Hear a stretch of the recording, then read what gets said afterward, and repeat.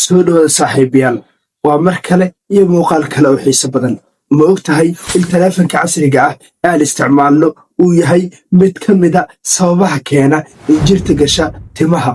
ka waran haddii lagu yidhaahdo waxaa jira xiriir ka dhexeeya taleefoonnada casriga ah iyo sidoo kale fiditaanka ama faafitaanka in jirta gasha timaha qof kasta oo naga mid ah waa uu la soo kulmay ama waa uu la kulmi karaa dhibaatada ka dhalan karta in jirta gasha timaha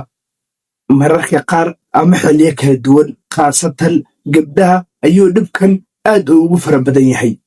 muuqaalkeenna waxaan kaga bogan doonnaa daawadayaal sida in jirtu markaa ay u taranto iyo sidoo kale waxyaabaha keena iyo sida markaa looga hortegi karo waxaan kaloo aan eegi doonnaa daawade sidee markaa in jirtu ay u gashaa timaha madaxa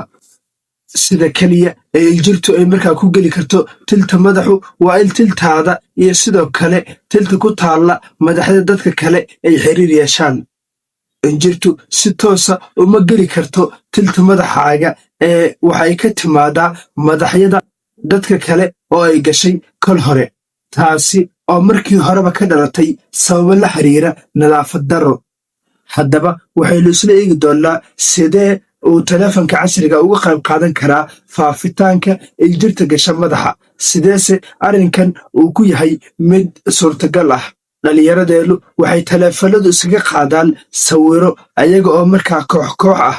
oo isku soo dhowaanaya islamarkaana madaxyadoodu ay istaabanayaan taasina waxaa loo yaqaanaa sawiro selfi ah taasi oo ka dhigan in markaa injirtu ay u sahlan tahay in si dhaqso leh markaa ay ugu faafto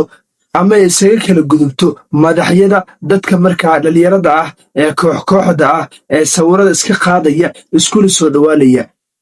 injirtu ma duusho mana boodi karto ee keliya waxay ka timaadaa ama ay kaa soo gaari kartaa madaxa qof kale oo ay markaa hore u gashay sababo la xiriira nadaafad darro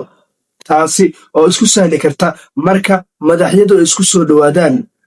waa hagaag markan haddii aynu eegno injirtu ma sii noolaan kartaa wakhti ama muddo aad u dheer daraasado la sameeyey ayaa markaa shaaca looga qaaday in injirtu aysan ku noolaan karin muddo aad u dheer tilta madaxa markaa aadanuhu sidaa daraaddeed maadaama aysan duuli karin ama aysan boodi karin waxaa sahlan in si dhow markaa looga hortago in la ogaado in injirtu markaa ay ku jirto tilta madaxaaga si sahlan ayaa markaa durbaba loo baabi'in karaa oo looga hortegi karaa iyadoo keliya tilta madaxa la nadiifinayo waxaa la sheegaa in injirtu aysan ku noolaan karin muddo aad u dheer madaxa ama tilta aadanuhu maadaama halkaasi aysan ka heli karin jawi markaa ku habboon oo ay ku sii raagto dadka qaarkood waxay la kulmaan dhibaatooyin halis ah marka injirtu ay qaniinto haddii dadkaas ay la tashtaan dhakhtar waxaa sahlan in si dhow markaa loo daweeyo guud ahaan daawade muuqaalkii kooblaa ee aynu kaga hadleelay dhibaatada markaa ka dhalata injirta gasha timaha madaxa aadanaha iyo sida markaa taleefanada casriga ah aynu isticmaalno inta badan ay uga qayb qaadan karaan faafitaanka injirta gasha tilta madaxa intaas ayaynu ku soo gulaaladeynaa